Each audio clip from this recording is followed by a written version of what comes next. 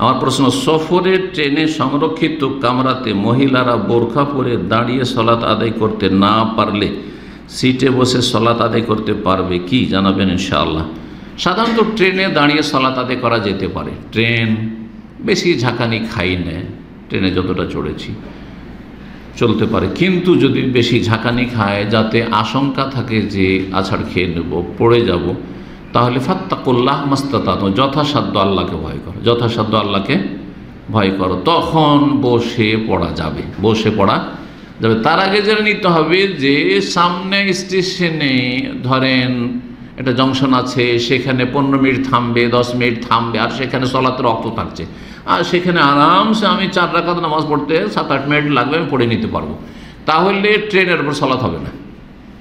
বাহনের উপর কিবলা ঠিক থাকলো না, তারপরে দাঁড়ানো ঠিক থাকলো না, আর আপনি সময় হইলো আর আপনি ট্রেনে সলাত পড়ে নিলেন, বাসে পড়ে নিলেন, অথচ বাস স্টপেজে বা ট্রেনের স্টেশনে গিয়ে 15 মিনিট থামবে, 10 মিনিট থামবে, সেখানে নেমে নিচে নামাজ পড়তে পারবে। বলছে নিচে ভালো জায়গা না, যে কোনো জায়গায় নামাজ হবে, যে কোনো জায়গায় নামাজ হবে, কোনো অসুবিধা নেই। আপনি কিছু কাপড় চোপড় বিছিয়ে দেন, আর না হলে এমনি মাটিতে নামাজ পড়েন, কোনো অসুবিধা নেই। নবী সাহাবা এখানে মসজিদ নয় তো মাটিতে নামাজ পড়তেন।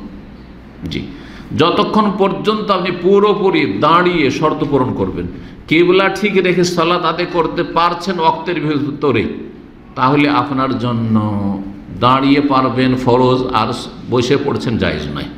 ওয়াক্তের ভিতরে নেমে আপনি কিবলামুখীও পড়তে পারছেন, আর আপনি আউয়াল ওয়াক্তে উত্তম।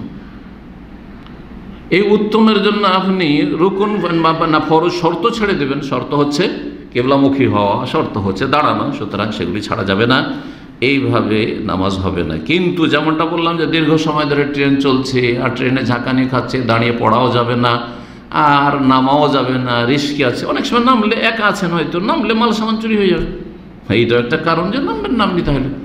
তাহলে ওখানে আপনি ট্রেনে নামাজ পড়েন, যথাসাধ্য আল্লাহকে ভয় করো। আল্লাহ কোরআনে কারীমে বলেছেন, রাসূলুল্লাহ সাল্লাল্লাহু আলাইহি ওয়াসাল্লাম হাদিস রয়েছে, ফাতু মিনহু মাস্তাতাতুম, কোনো হুকুম যখন করব যথাসাধ্য সেটা পালন করো।